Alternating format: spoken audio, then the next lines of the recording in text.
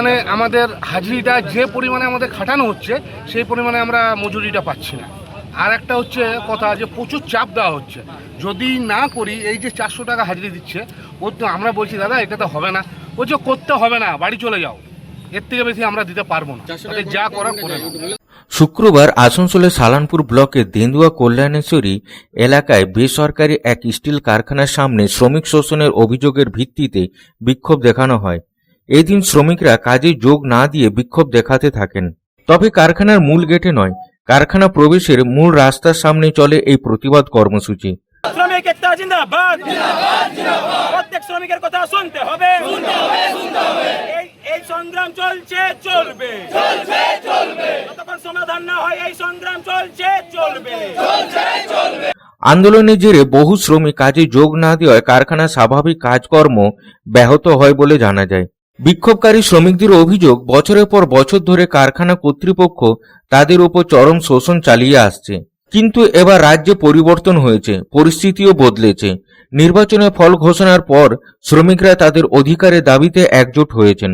শ্রমিকদের মূল অভিযোগগুলির মধ্যে হল কাজের যোগ্যতা ও সরকারি নিয়ম অনুযায়ী শ্রমিকদের নির্ধারিত ন্যূনতম বেতন দিতে হবে।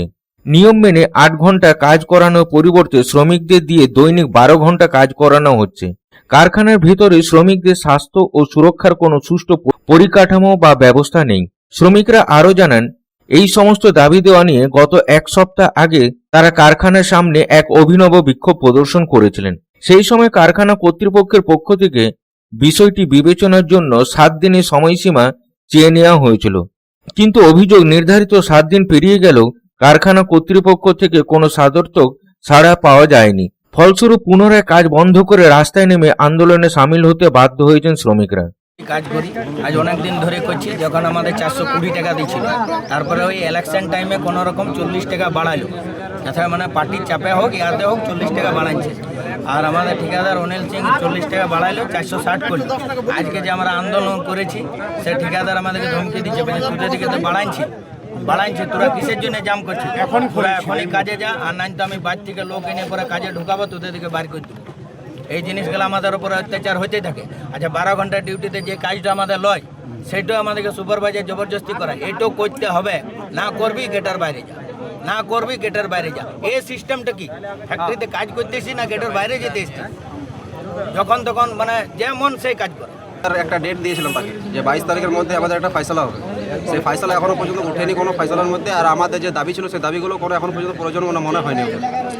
তাই আজ আমরা এই রাস্তার ধার ছিল আমাদের যেমন পয়সা পেমেন্ট বাড়ানোর জন্য, তারপরে সেফটি কিছু ইমপ্রুভমেন্ট জিনিস আছে সেইগুলোর জন্য আমাদের 8 ঘন্টা করার আছে, 12 ঘন্টা ডিউটিটা।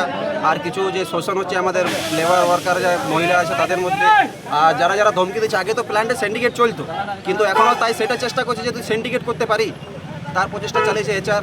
আরও কিছু নির্দলীয় লোক আছে, তাদের নাম যেমন হয়ে গেলো আমাদের কোম্পানির কিছু ছেলে যারা লিড দিচ্ছে, মানে তাদের নাম নেওয়া হবে না, কিন্তু তারা ধমকি দিবে এরকম আমার মানে মনে হয়।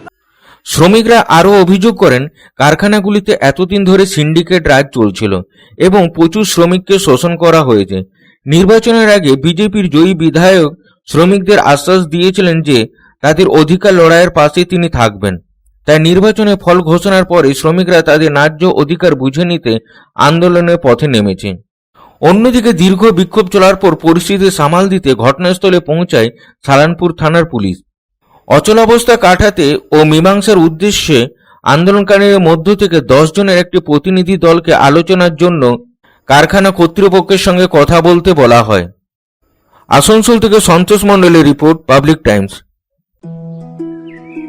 हर माँ का भरोसा, कावेदा।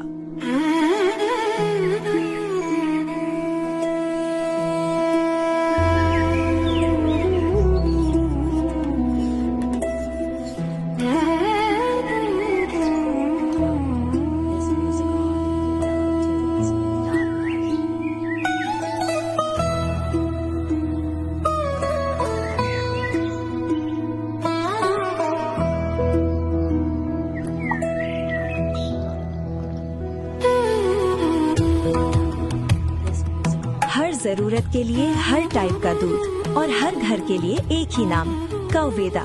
Test the purity.